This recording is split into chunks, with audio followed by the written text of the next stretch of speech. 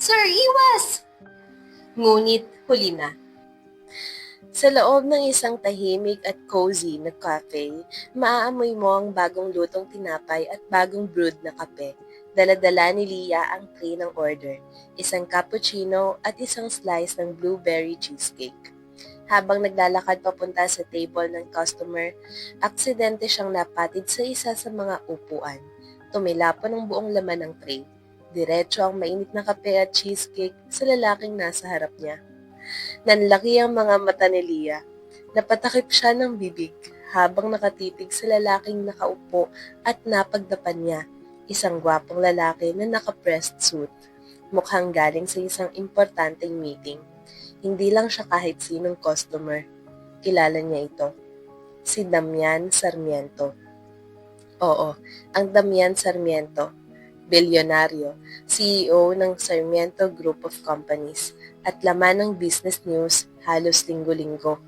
Patay siya. Sir, pasensya na po. Agad niyang hinugot ang panyo sa apron at sinubukang punasan ng natapong kape sa dibdib nito. Pero bago pa siya makagalaw, isang malalim na buntong hininga ang pinakawalan ng lalaki. Sa halip na sumigaw, itinaas lang nito ang isang kamay para pigilan siya. Wag na, lalo lang kakalat. Aniya, malamig ang tono.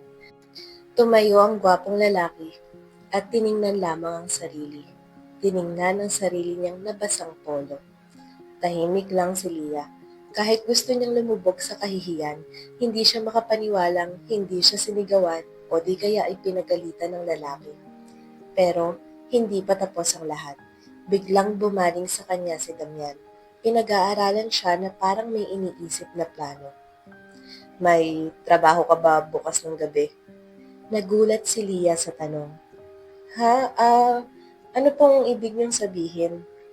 Naglabas si Damian ng isang business card at iniabot sa kanya. Meet me at this address. Mag-uusap tayo. Hindi niya alam kung anong mas nakakakaba.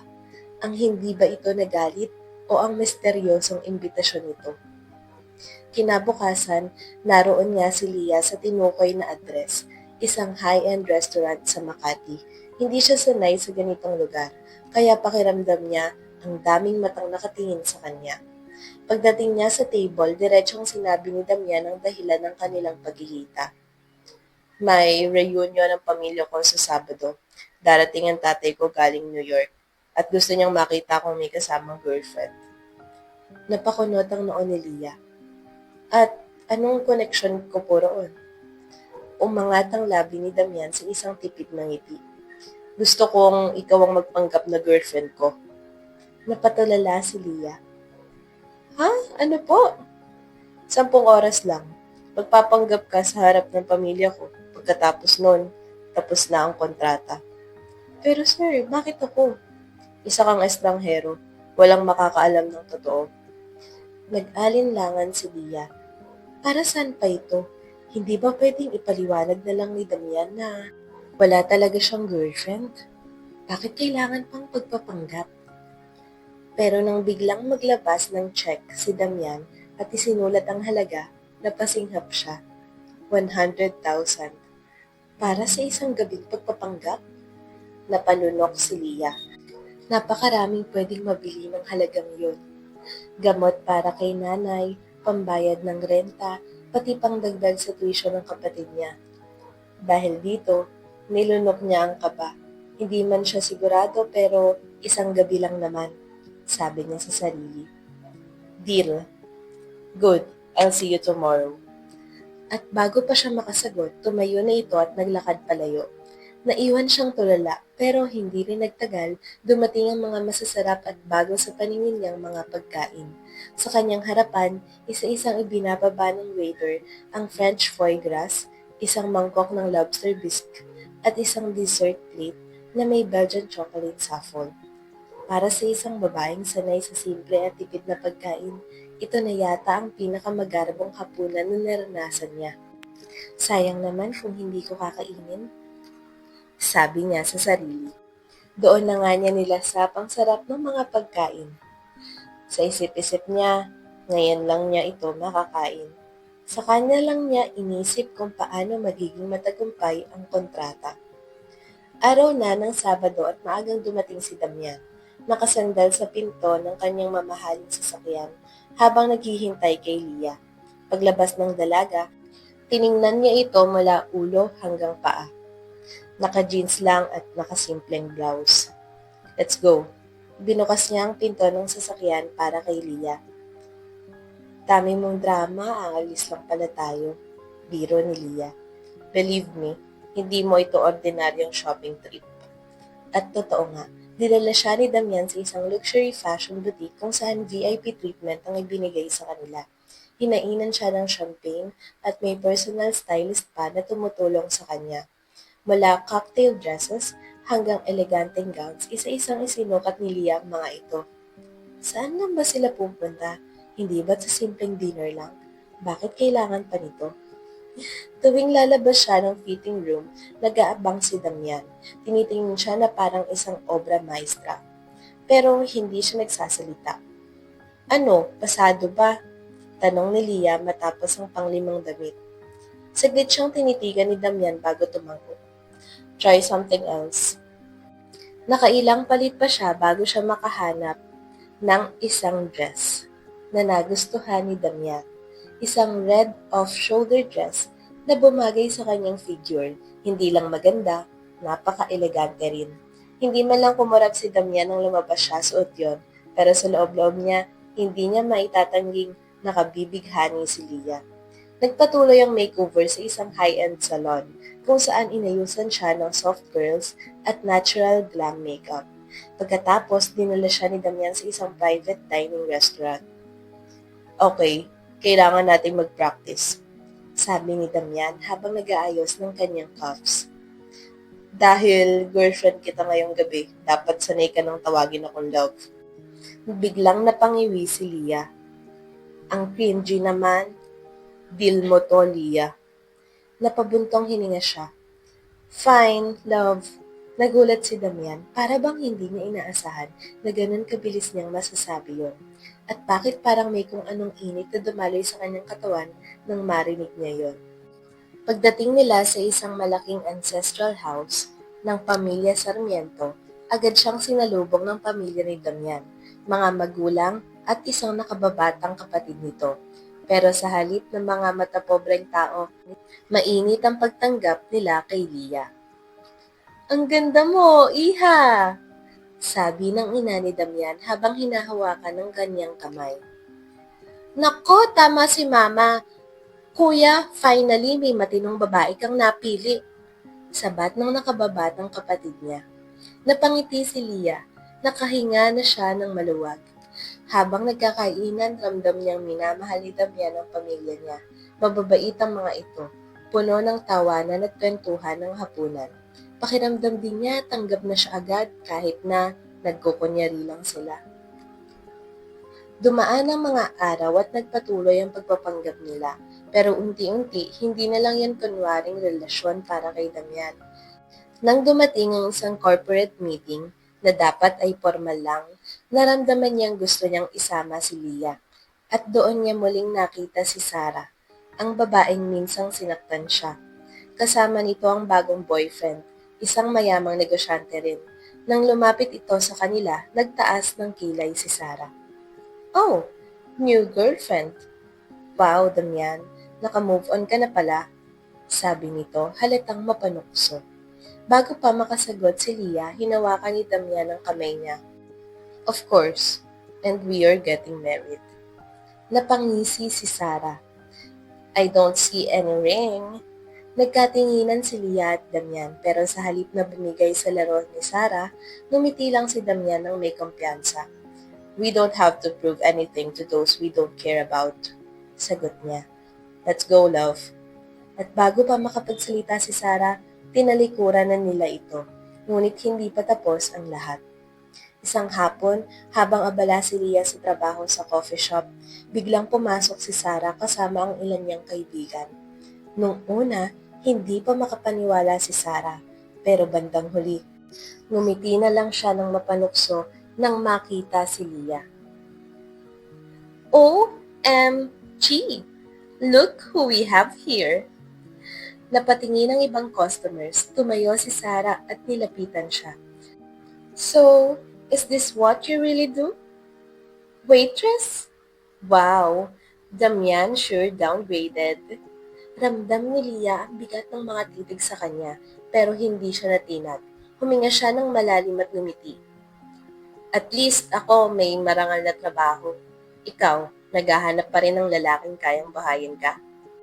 Nagpanting ang tenga ni Sarah. How dare you! Pero bago pa dumampi ang kanyang palad sa pisngi ni Leah, may isang pamilyar na boses ang kanilang narinig. That's enough, Sarah. Si Damian. At sa sandaling yon, alam niyang hindi lang siya isang kunwaring kasintahan. Isa siyang taong tunay na pinili ni Damian. Umalis ng dali-dali sila Sarah at ang mga kaibigan niya. Ngayon, parehong nakaupo si Damian at Leah nakaharap sa isa't isa, nag-uusap. Salamat pala kanina, Sir Damian. No, don't mention it. Nagpakawala ng buntong hininga si Leah, halatang nai-stress ang dalaga. I'm sorry if nadamay ka pa. Hindi lang ako nag-iisip. This is our last time na magkikita. Sorry din, sir. Parang nasamantala ko yung kabaitan mo. Bali, isusoli ko na kahit 80,000 lang.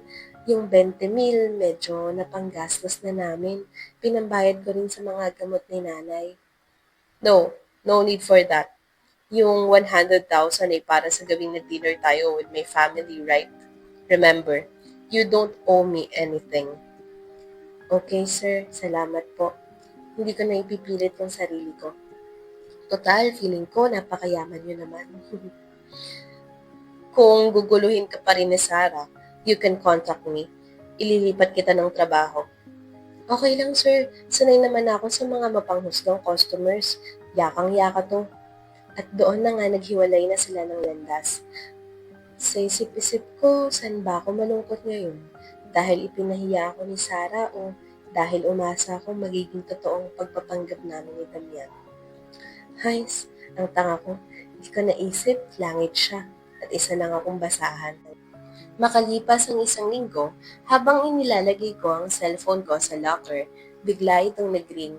Hindi nakaregister ang number. Pero, bahala na, sagutin ko na, baka importante. Hello?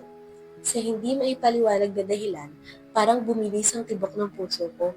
Ilang gabi ko lang naman siyang nakasama pero bakit pati boses niya hindi maalis sa isip ko. Si Sir Damian ito? Glad you guessed me right. May bahagyang tawa sa boses niya. I need to talk to you, same venue, later 6 p.m. Nag-alinlangan ako. Sir, may shift ako. That's already settled. Alam na ng manager mo. Ano pa nga ba? Ginamit na naman niya ang kapangyarihan niya. Pero, please Leah, I just need your help. Tulong ko? Paano? Bakit ako na naman? Sa dami ng tanong sa isip ko, isang salita lang ang nasabi ko. Okay. Hindi ko alam kung bakit inip na inip akong mag-alas 6. Parang napakabagal ng bawat patak ng segundo. Pero, teka, excited ba ako? Katatagpuin ko lang naman si Damian. Hay, utak at puso, please makisama kayo sa akin. Pagdating ko sa restaurant, naroon na siya. Nakaupo sa may sulok, nakarelax siyang nakasandal sa upuan. Pero may bahagyang tensyon sa mga mata niya. Buti dumating ka, bati niya. Umupo ako sa tapat niya, pilit na hindi iniinda ang kaba. Ano bang kailangan niyo po sa akin, sir? Saglit siyang natahimik, saka bumuntong hininga. Leah, I need you to extend our deal. Parang huminto ang mundo ko. Ano? Tanong ko. My father invited us to a family trip in Tagaytay next weekend. Ayokong mabigo siya. Ayokong malaman niya nagsinungaling ako kaya gusto mong ipagpatuloy ko yung pagpapanggap? Tanong ko.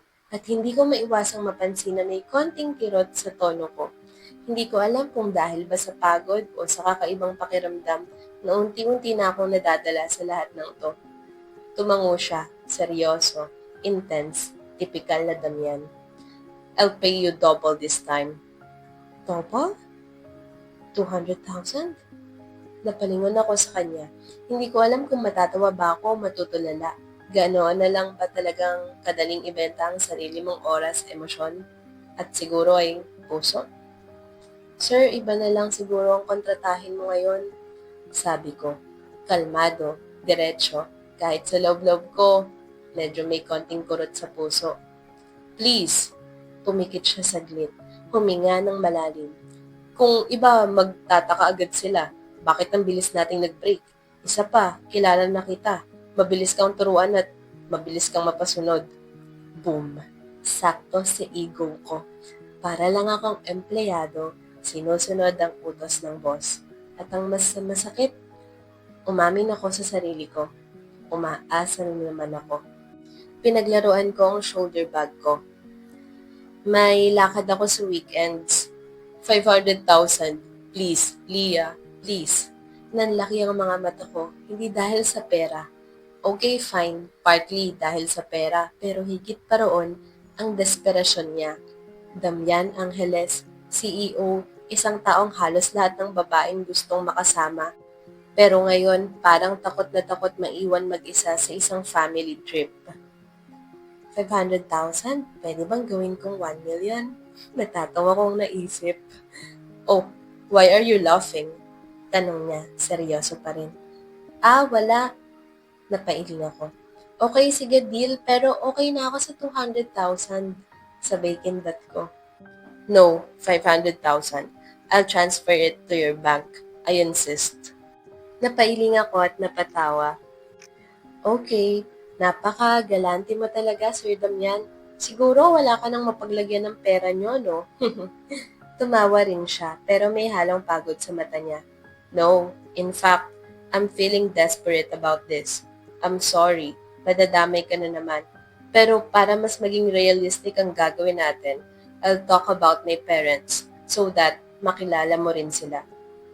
Maganda yan, sir. Sagot ko agad. Kahit pa parte lang ito ng kunwaring relasyon namin. Ewan ko ba, gusto kong marinig ang kwento niya. Gusto kong mas makilala pa siya kahit alam kong hindi dapat. Bago pa siya makapagsimula, dumating ang mga waiter. Maayos at tahimik silang naghain ng pagkain. Steak, pasta, fresh salad at isang bote ng mamahaling red wine na hindi ko mabigkas ang pangalan. Tahimik kaming naghintay at pag-alis ng mga waiter, sinimulan na niya. My parents, they started from scratch. Si Mama marunong manahi. Si Papa taga-deliver ng mga tela noon. Sila ang perfect match. Isang magaling gumawa at isang marunong magbenta. Nung nag-ipon sila, bumili sila ng lumang makinang panahi at nagsimula silang gumawa ng mga simpleng uniforms. Tahimik akong nakikinig. Iba yung tono niya, may halong respeto. Hindi naging madali. Madalas kaming kapos, pero si Papa naniniwala na balang araw lalaki ang negosyo namin. And guess what? Lumaki nga, hindi ba? Ngayon, we have our own clothing line. May sarili na kaming factories. At yung mga taong una nilang tinulungan, sila yung mga unang empleyado namin. Hanggang ngayon, sila pa rin. Napangiti ako. Hindi lang pala pera ang mayroon ng pamilyang ito, kundi pati puso. Ang ganda ng story ng parents mo, sabi ko, at totoo yon. Bigla siyang tumingin sa akin, parang may iniisip. Tapos tinanong niya, ikaw, tell me about your family. Nagulat ako, hindi ako sanay na may nagtatanong tungkol sa akin. Usually, trabaho lang, order lang, bayad lang. Pero he was genuinely asking. May nanay ako, though sakitin siya, hypertension, diabetes. Hindi na siya pwedeng mapagod masyado, kaya ako na yung tumutulong sa tindahan namin. May maliit kaming sari-sari store sa harap ng bahay at may kapatid akong lalaki, si Teo. Grade 11 pa lang siya. Ako na yung nagpapaaral sa kanya. Tahimik si Damian, nakikinig lang. Walang judgment, wala ring awa, just presence. You're strong, Leah, bulong niya. I admire that. Nagkatinginan kami at sa ilang segundong yon, nakalimutan ko kung kontrata lang ba talaga ang mayroon kami. Huminto ang van sa isang malaparaisong rest house. Napaliligiran ng pine trees, preskong hangin at tanaw mula sa teres ang Taal Volcano. Para akong nasa movie. Welcome to chaos, bulong ni Damian habang tinutulungan akong ibaba ang bag ko. Chaos ba to? Parang paraiso nga, napakapayapa. Sagot ko habang pinagmamasdan ang bahay na gawa sa kahoy at salamin. You haven't met my cousins yet. Natatawa siyang umiling. Pagpasok namin, bumungad agad ang isang masiyahing babae. Naka-apron, may hawak na tray ng brownies. Ay, nako! Ikaw siguro si Leah. Hi, I'm Tita Marge. Nagulat ako sa yakap niyang mahigpit. Welcome to the family. Damian said a lot about you. Napatingin ako kay Damian. Nakangiti lang siya, pero may pilyong ngiti. Sinabi? Anong sinabi? Sa dining area, nagtipon-tipon ang pamilya ni Damian, parents at mga kapatid niya, pati ang kanyang mga tito at tita. Yung mga pinsan niyang maliliit pa, naroon sa playroom. Ang mga magulang at tita ni Damian, mga simpleng bihis lang ang suot pero halatang may disiplina at wisdom sa kanilang presensya. Nakaupo si Leah sa tabi ni Damian habang nilalagyan siya ng soup ng kanyang kunwaring boyfriend. So, Leah, bungad ni Tito Michael, Damian rarely brings anyone here to these trips. You must be special. Napakagat-labi si Leah pero bago pa siya makasagot, ang nanay na ni Damian ang nagsabing, Indeed, kuya, sa wakas, nakahanap na ng matinong babae itong si Damian. And I am wanting na po already, ha? Pero syempre, kasal muna. Nangiti na lang ako sabay tiningnan si Damian. Inakbayan niya naman ako at inilapit ang katawan ko sa kanya habang tumatawa rin. Nako, oo nga. Kailangan na ng baby na magbibigay lalo ng saya sa pamilya, sabi ni tita. Don't worry, tito and tita. Kayo po ang unang makakalam kapag magkakababy na kami. Sagot ni Damian. Nanlamig ang palad ni Leah, habang itinatago na lang niya ang nerbiyos sa tawa. Habang lahat ay abala sa bonfire sa labas, magkatabi si Damian at Leah sa isang wooden bench. May kumot na nakabalat sa kanilang dalawa. Tahimik lang sila, pinapanood ang mga bituin. You handled that well, bulong ni Damian. Yung alin? My family. They like you. Thank you. They are sweet. Parang hindi sila intimidating kahit napaka-successful nila. Paano ba yan? Kila tito at tita natin ipapaalam kapag magkakabibi na tayo. Nabmilog agad ang mga mata ni Leah. Anong pinagsasasabi nito? Tahimik. Tapos bumulong ulit si Damian. Mas malumanay na. Leah, minsan naiisip ko, what if hindi lang to fake? Napatingin siya kay Damian pero ang gwapong binata nakatingin lang sa bituin. What if gusto ko na to make it real? Tumibok ng mabilis ang puso ni Leah. Hindi niya alam kung dahil sa lamig o dahil sa sinabi ni Damian. Dahan-dahang inilapit ni Damian ang mukha niya kay Leah at doon, hinagkan niya ang dalaga. Marahan pero totoo, walang halong acting, walang kontrata. At sa halik na yon, natuldukan na ang pagpapanggap nila. Hindi na ito fake. Hindi na ito kontrata lamang. Masaya ang mga araw na sumunod. Tawanan, asaran, maikling tawag bago matulog. Hindi man nila sinasabi ng diretsyo, pareho nilang ramdam. May nangyayari na, mahal na nila ang isa't isa. Hanggang sa isang Lunes ng hapon sa coffee shop, nag-aayos si Leah ng tray nang marinig ang notification sa cellphone niya. Galing sa isang unknown number. Pagkabukas niya ng message, may 3 larawan. Si Damian sa isang mamahaling restaurant. Kasama si Sarah, ang ex nito. Nakatalikod sila habang magkahawak kamay. Nanlamig ang katawan ko, para akong binuhusan ng malamig na tubig. Ang mga kamay kong sanay sa paghawak ng tray, biglang nanginig. Pumikit ako, pilit inaalis ang sakit sa dibdib. Bakit siya nandun? Bakit si Sarah? Nag-ring ang phone ko. Si Damian. Dinecline ko. Tumatawag siya ulit, pero pinatay ko ulit. At tumawag siya ulit, pinatay ko ulit. Hindi ko kayang marinig ang paliwanag niya. Hindi ko kayang umasa, tapos masasaktan lang. Ilang araw na akong hindi mapalagay. Hindi sumasagot si Leah. Hindi pumapasok sa coffee shop. Tinanong ko ang crew. Nasaan si Leah? Sir, absent po siya. Pero alam kong nagsisinungaling sila. Kitang-kita ko sa mata ng isa na parang may itinatago. Gabi na nang marating kong muli ang bahay nila. Pero bago pa ako makalapit, sumisigaw na ang bunsong kapatid ni Leah. Ma! Ma!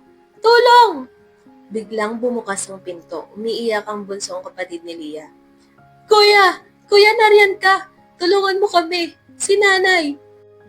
Mabilis kong binuhat ang nanay ni Leah. Thank God, may dala akong sasakyan. Nasugod agad namin siya sa ospital. Bandang 10:00 ng gabi, dumating si Leah. Hingal, takot, umiiyak. Ate, buti dumating ka na! Sigaw ng kapatid niya. Buti na lang may tumulong sa atin. Paglingon niya, naroon si Damian, nakaupo sa waiting area, pagod at tahimik. Nagtagpo ang mga mata nila, pero agad na iniwas ni Leah ang tingin. Naglakad siya patuloy na parang walang Damian sa paligid. Sinundan siya ni Damian. Leah, what's wrong? Iniiwasan mo ba ako? Tahimik lang si Leah. Hindi siya lumingon. Hindi siya nagsalita. Hindi niya pinapansin si Damian. Mas masakit pa yon kaysa sa kahit anong sigaw. Hindi maintindihan ni Damian ang nangyayari. Grabe ang sakit.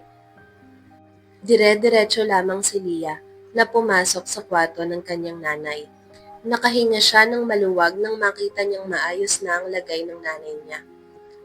Anak, salamat at dumating ka. Mahina niyang sabi. Yung kaibigan mo, siya ang nagdala sa akin dito. Hindi ko naman siya kilala pero sino ba siya? Si Sir Damian Honay, boss ko sa trabaho. Buti naman at may mabuting loob siya. Oho, magpapasalamat lang ho ako sa kanya, Nay. Magpahinga po kayo. Lumabas si Leah at nadatnan si Damian sa koridor. Nakaupo pa rin ito sa bench, naghihintay, hindi pa rin umaalis. Tumabi si Leah kahit saglit. Salamat, Sir Damian. Mahina niyang sabi. Tumingala si Damian, may halong lungkot at pagkalito ang mga mata niya. Leah, why are you so cold? Tanong niya. Anong nangyari? All of a sudden, hindi ka na sumasagot. Okay naman tayo, di ba? Sa Tagaytay? Did you forget that already? Napakagat ng labi si Leah, pero tumuloy pa rin siya sa sasabihin. Hindi ako madaling makalimot. Tinapunan niya ng tingin si Damian. Kaya nga ako nasasaktan ngayon. Ikaw rin naman, parang hindi mo pa rin nalilimot ang ex mo. Huminga siya ng malalim. Pinilit ngumiti kahit basag. Mas bagay naman talaga kayo. Ako nang bahala rito. Kaya na namin ni nanay. What are you talking about? Ex who? Gulat at gulong tanong ni Damian. Leah, please, sabihin mo. Pero umiling lang si Leah. Ayoko na ng gulo. Pagod na ako, Sir Damian. At tuluyan na siyang tinalikuran ni Leah. Iniwan si Damian sa hospital corridor, tulalang nakaupo. Hawak ang dibdib.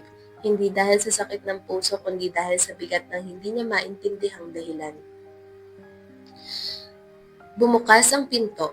Bumungad si Sarah na nakapambahay pero agad sumilay ang pilyang ngiti sa labi niya. Guess who's here? Oh, it's my handsome baby.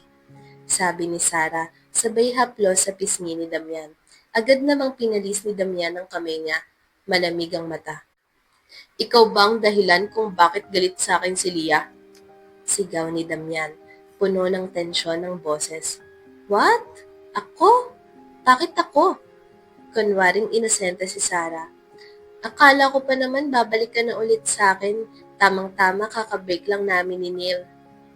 Hindi ako babalik sa'yo, Sarah. Please, para hindi masayang oras nating dalawa, anong ginawa mo kay Leah? Wala akong ginagawa sa waitress na fake girlfriend mo. Baka naman siya tong nanabutahe. Kung kailan nakuha na ang gusto, bigla na lang lalayuan ka na. Tumigas ang panga ni Damian. Nilapit niya ang mukha, halos pabulong ang galit. Hindi siya tulad mo, Sarah. Hindi siya mababa. Hindi siya pera lang ang habol. Ouch! Sabay make face si Sarah. Nasaktan naman ako. Well, sige na nga. Sinend ko lang naman yung mga happy photos natin together. Old memories lang yon, Damian. Walang masama, right? Ang sama mo, Sarah. Kailan ka ba titigil? Well, siguro kapag tapos na akong manggigil, sagot ni Sarah sabay tawa ng mayabang. Sa ospital, kinaumagahan, hawak ni Damian ang isang supot ng prutas. Kumatok siya sa pinto ng kwarto at numiti sa nanay ni Lia na noon ay gising na't medyo mas maayos na ang lagay. Magandang umaga po, tita. Dinalhan ko po kayo ng prutas. Mahina't magalang na wika ni Damian. Ay, Damian, salamat, iho. Hindi mo na sana pinag-abalahan pa. Gusto ko po sanang magpaalam. Seryoso na si Damian. Para saan, iho? Gusto ko po sanang ligawan ng anak ninyo. Napangiti ang ina. Aba, ligaw agad? Hindi ko nga akalaing mayaman ka pala, iho. Sa totoo lang ay sinabi lang sa akin ng anak kong bunso. Hindi naman kita napapanood sa TV kaya hindi kita kilala. Pero isa lang mahalaga sa akin, kung mabuti kang tao. Gagawin ko po ang lahat para mapatunayan yun. Pagkalabas ng ospital, dumating si Damian sakay ng simpleng kotse. Sumalubong siya sa mag-ina. Tahimik si Lia, hindi pa rin siya pinapansin. Ngunit habang nakasakay na sila pauwi, kinausap siya ng kanyang ina. Anak, nagpaalam sa akin si Damian. Manliligaw daw siya sa'yo. Hindi mo raw siya tunay na boss. Nagulat si Lia. Nay, sinabi niya sa inyo? Oo anak, sanay ka nang magsinungaling ha? Di ba sabi ko, magkaibigan tayo kaya dapat sinasabi mo sa akin ng lahat. Ngayon, ang maipapayo ko lang, gawin mo ang mga bagay na makapagpapasaya sa'yo at sa puso mo. Napangiti si Lia kahit na may kirot pa rin sa puso. Salamat po, Nay. Gabi, tahimik ang paligid. Ang coffee shop na dati puno ng ingay ng customers, clinking ng tasa at tawanan ay ngayon tila isang scene sa pelikula. Hindi alam ni Lia kung bakit siya pinasama sa coffee shop ng ganong oras. Sabi ng kasamahan niya may kailangang i-check sa mga inventories dahil bukas mayroong mga guests na importante. Kahit pagod, dahil kalalabas lang nilang mag-iina sa ospital ay pumayag siya. Ayaw niyang mawala ng trabaho. Pagpasok niya, dim light lang ang nakabukas. At ang paborito niyang table sa tabi ng bintana, puno ng fairy lights, bulaklak at nakapatong sa mesa ang isang cappuccino, may latte art na huggies heart. Nagulat si Lia. Ano to? Surprise. Dahan-dahang lumabas si Damian mula sa likod ng counter. Ninitian siya nito, yung ngiting minsan niyang minahal at pilit niyang tinatanggihan ngayon. Bakit mo ginawa to? Tanong ni Lia. Medyo naiilang pero ramdam ang bilis ng tibok ng puso. Kasi gusto kitang kausapin. Sa wakas, ng tahimik, walang istorbo, at nang walang papasok sa pagitan natin, kagaya ng mga pictures na nakita mo. Tahimik si Lia, hindi siya agad umupo. Lumapit si Damian, hinawakan ng mga palad ni Lia. Old photos yon, Lia. Sinadya niyang isend para sirain tayo. Ginamit niya ang nakaraan ko para sirain ang kasalukuyan natin. Pero ang totoo, ikaw ang mahalaga sa akin ngayon. Hindi siya. May luha sa gilid ng mga mata ni Lia, pero pilit nitong pinipigilan. Kaya pala hindi kita matawagan at hindi mo ako pinapansin. Mas lalo akong natakot nung naisip ko na baka mawalan ako ng chance na ayusin to. Tahimik na bumagsak ang isang luhang kanina pa pinipigilan ni Lia. Ang dami kong iniisip noon. Natakot akong ako lang ang may gusto, na ako lang ang umaasa. Ako nga ang takot na takot dahil hindi naman talaga tayo bagay. Araw-araw, gabi-gabi, sa kabila ng lahat ng ingay at responsibilidad ko sa mundo, ikaw lang ang katahimikan ko. Tinanggal niya ang pagkakahawak ng isang kamay niya sa isa ring kamay ni Leah. Dahan-dahan niyang inilabas mula sa bulsa ang isang maliit na remote at pinindot ito. Biglang nagsindi ang mga ilaw mula sa itaas, mga letra na nakasabit sa mga string lights. Will you be my girlfriend? May musika ring tumugtog, soft instrumental. At sa gitna ng setup, isang bouquet ng bulaklak at isang maliit na kahon ng chocolate chip cookies, paborito ni Leah. Tumingin si Damian sa mga mata niya. Walang bahid ng duda. Puro tapat na damdamin lang. Leah, gusto kong simulan tong kwento natin sa tamang paraan. Walang lihim, walang iba, walang kontrata. Pwede ba kitang ligawan? Hindi bilang mayamang lalaki, kundi bilang lalaking seryoso sa'yo. Huminga ng malalim si Leah, lumapit, tiningnan ang paligid, ang effort, ang mga alaala nila. Ang sakit na nararamdaman, unti-unting tinabunan ng damdaming pilit niyang tinatangi. Alam mo ba, Damian, sobrang hirap mong kalimutan. Ngumiti si Damian. Ang ibig bang sabihin yan? Oo, Damian, gusto ko rin simulan to sa tamang paraan. Hindi na ito kontrata. Hindi na. Biglang bumukas ang mga ilaw sa coffee shop at nagtilian ang mga kasamahan niyang crew. Masayang-masaya sila para kay Leah. Sana ako rin makahanap ng pogi at mabait na boyfriend. Sabi ni Lloyda, ang pinaka-close na kaibigan ni Leah. Hahanap ka pa, andito naman ako. Sagot agad ni Renz, ang kasamahan din nila. Kinabukasan, dinala ni Damian si Leah sa kanilang bahay. Hindi na ito nagkukunwari. Totoong-totoo na ito. Isang simpleng dinner lang. Alam mo, Leah, itong si Damian, bata pa lang, business-minded na. Sabi ng mommy ni Damian habang naglalagay ng mashed potatoes sa plato ni Leah. Talaga po? Tanong ni Leah, ngiting-ngiti. She felt warmth and sincerity sa ipinapakitang actions ng mga magulang ni Damian. Oo, pero ang totoo, nagsimula kami sa pananahi, sa maliit lang na silid. Wala pang ang maayos na makinang panahi noon. Pinautang lang kami ng kakilala, tapos ayun, nag-take risk kami. Napangiti si Leah. Ang sarap pala sa pakiramdam na sa mga magulang mismo ni Damian marinig ang kwento ng pinagmula nila. Para bang pang MMK. Ngayon, dagdag ng daddy ni Damian. Natutuwa kami kasi hindi lang ito naging negosyo.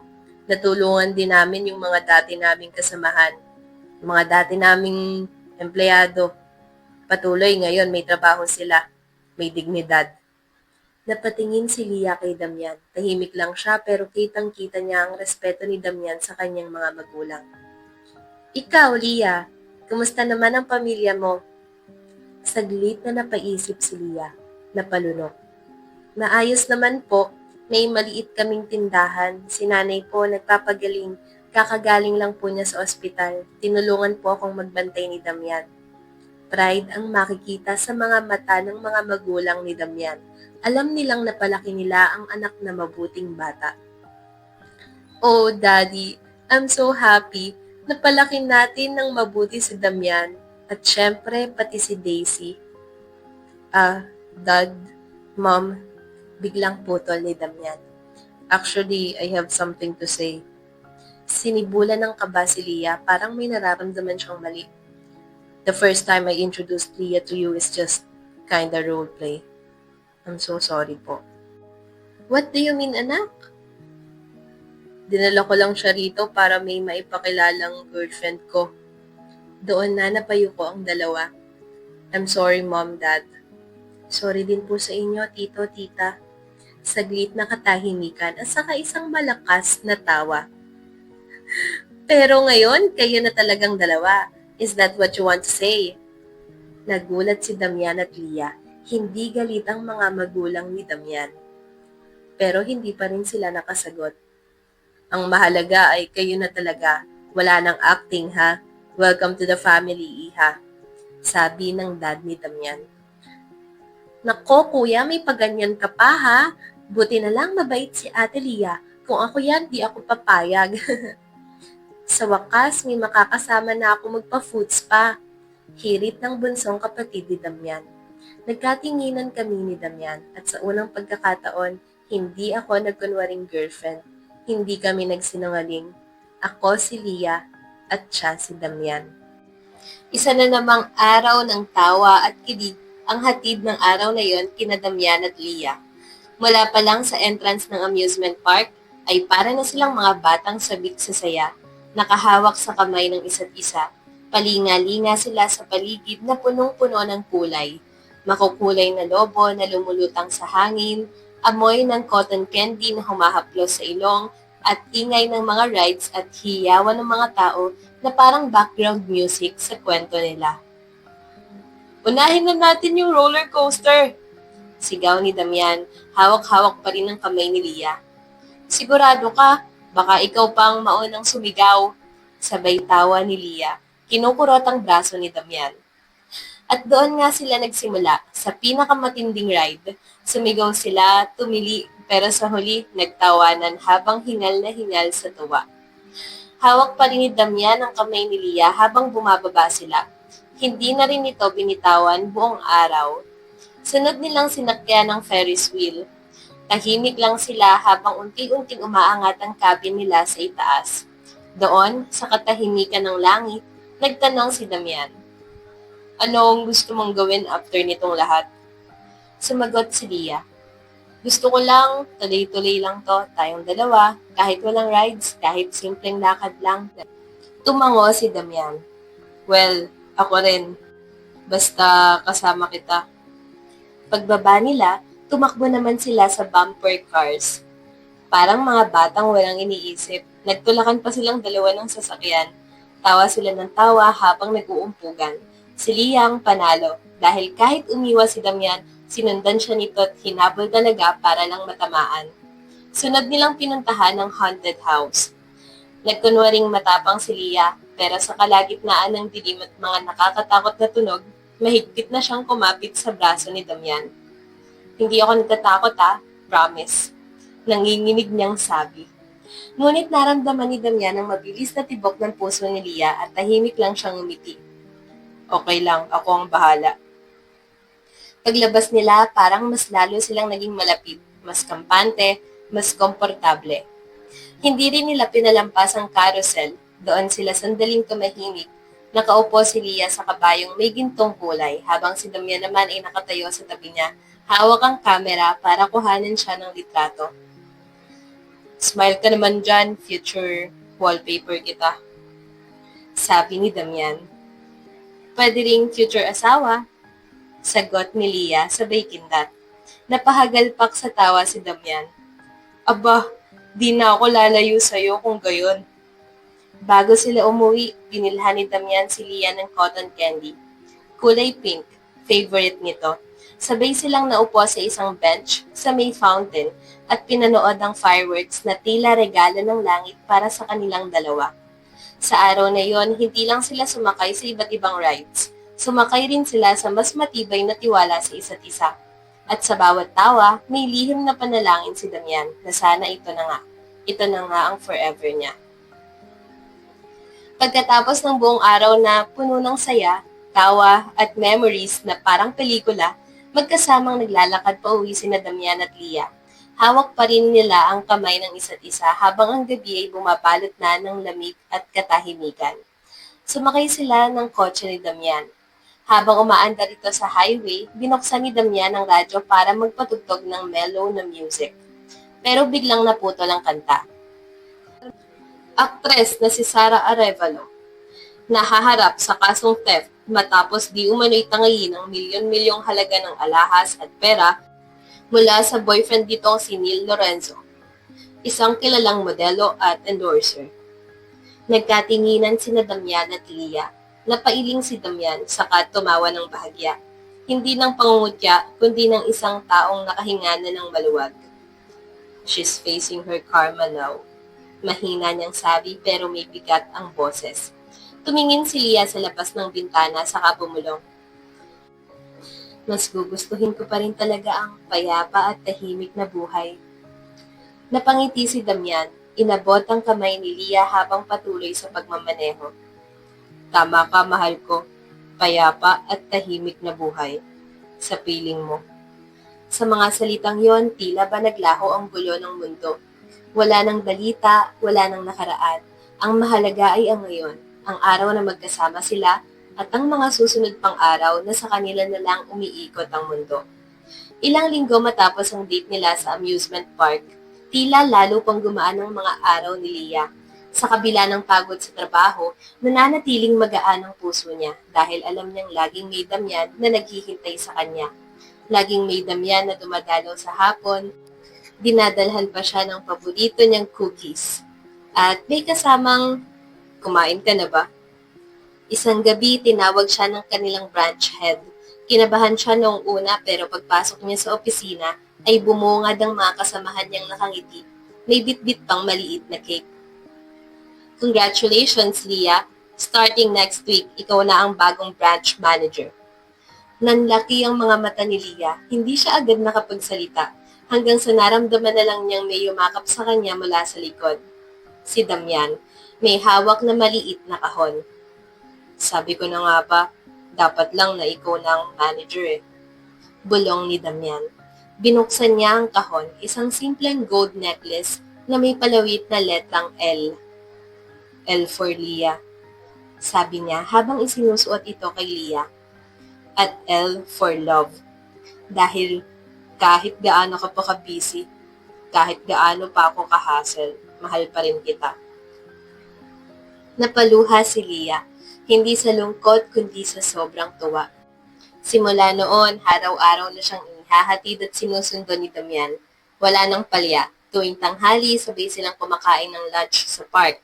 Minsan sa sinehan kapag day off, pero mas madalas mas gusto pa nilang maghapunan lang sa bahay ni Leah, kasama ang nanay at nakababatang kapatid niya. Tila araw-araw silang bagong magkasintahan. Tuloy ang harana, oo, kumakanta si Damian. Gayon din ang bulaklak, ang mga jokes ni Damian na minsan corny, pero laging nakakatawa para kay Leah. Higit sa lahat, araw-araw ay tila panibagong dahilan para mahalin nila ang isa't isa. Kaya naman hindi na nakapagtatakang ang ilaw sa buong reception hall ay malambot at mapusyaw, para bang mga bituin ang sumayaw sa paligid naming dalawa. Sa gitna ng bulwagan, sa ilalim ng chandelier na kumikislap na parang mga alaala namin ni Damian, naroon kami, magkahawak ng kamay, sumasayaw sa unang tugtog ng aming kasal. Hindi pa rin ako makapaniwala, bulong ko, habang nakasandal sa balikat niya. Tayo na to. Hindi ba? Tumawa siya ng mahina. Dati, isang araw lang ang kontrata natin. Ngayon, buong buhay ko na ang ibibigay ko sa'yo. Nagring sa tenga ko ang bawat salita niya, tila musika sa damdamin ko. Alam mo ba, Leah, iha, singit ng aking mother-in-law.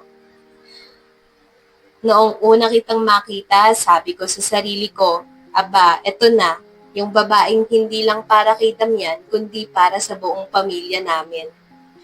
Tumawa ang lahat. Napapikit ako, pilit itinatago ang luha sa gilid ng mata. Salamat po, tita, tugon ko. Hindi po ako nangangakong magiging perpektong asawa, pero araw-araw, mamahalin ko po ang anak niyo. Biglang tumayo ang kapatid kong lalaki at saka sumigaw. Ate, naaalala mo pa ba nung ayaw mo pang umibig at magpaligaw? Ngayon, tingnan mo. Tawanan, sigawan, palakpakan. Tumango si Damian. Naalala ko pa nung una tayong nagkita. Parang audition sa pelikula yung unang date natin. Pero ngayon, ito na ang pinaka-importanting role ko. Ang maging asawa mo. At ang kontratang pinirmahan natin, panghabang buhay. Indeed, panghabang buhay, ang sagot ko. Sa loob ng bahay, gabi ng Sabado, maingay ang ulan sa labas. Pero sa loob ng bahay ni Damian at Leah ay tahimik at payapa. Mainit ang ilaw mula sa lampshade sa sala. Si Damian ay nasa kusina, abala sa pagtimpla ng gatas sa maliit na pink na bote para sa kanilang bunso. Samantalang si Leah ay nakaupo sa sofa. Hawak ang isang coloring book ni Dalia, ang kanilang bunso. Maya-maya pa ay nagtanong ang kanilang panganay na anak na ngayon ay grade 2 na. Mom, What is contract? Sabi ni Danaya ang kanilang panganay na anak. Grade 2? Pinag-aaralan na ba ng grade 2 ang mga contract? Medyo nagulat si Leah, napasabi na lang siya sa sarili. Ask Daddy, he knows the answer, anak. He's good at making contracts. Pangaasar niyang sabi. Medyo malakas ang boses para siguradong marinig ni Damian sa kusina. Napailing si Damian, saka ngumiti. Agad lumapit si Dalia sa kanya, bitbit ang kulay rosas niyang notebook. Dad, what is a contract po? Hinawakan ni Damian ang bote ng gatas at iniabot naman ito sa kanyang asawa. Saka lumuhod sa harap ni Danaya. The contract, wika niya, is a promise written on paper. It's something that people sign when they agree to something important, anak. Like a pinky promise po? Singit ni Danaya. Nakakulot ang noo. Yes, tumawa si Damian. But it's more formal. And whenever you sign a contract, you should understand first the terms and conditions. Alright? Yes, Dad, I will. Thank you po. Sabay yakap ni Danaya sa ama. Tumingin si Leah at napangiti. Nang makaalis si Danaya papunta sa kanyang study room, lumapit si Damian kay Leah. Honey, I have a contract for you to sign. You should sign it. Napalingon si Dalia. Ano na naman yan? Tanong niya, sabay tawa. Binasa ni Leah ang nakasulat. Contract for additional 10 babies. Clause number 1, no backing out. Clause number 2, all babies must be cute and mabango. Talaga? Contract for making another 10 babies? Sabay tawa ni Leah habang inaagaw ang papel. Ano ba to, Damian? Please, sign it. Natatawang sabi ni Damian habang itinuturo ang signature line. No, I won't! Sabay tawa rin ni Leah. Pero habang itinatapon niya ang papel, saglit siyang napahinto. Tumingin siya sa mukha ng asawang hindi pa rin nawawala ang pilyong ngiti. Sa puso niya, nananatili ang alaala ng tunay na kontratang pinirmahan niya. Hindi sa papel, kundi sa harap ng Diyos, ng pamilya at ng buong mundo. Ang kontratang mamahalin niya si Damian habang buhay. At iyon ang kontratang hindi kailanman mapapaso, hindi kailanman mababago. Hello, K-Loves! Kumusta po ang ating storya? Nagustuhan niyo ba? Kayo, anong kontrata ang pinaka-pinahahalagahan niyo sa inyong buhay?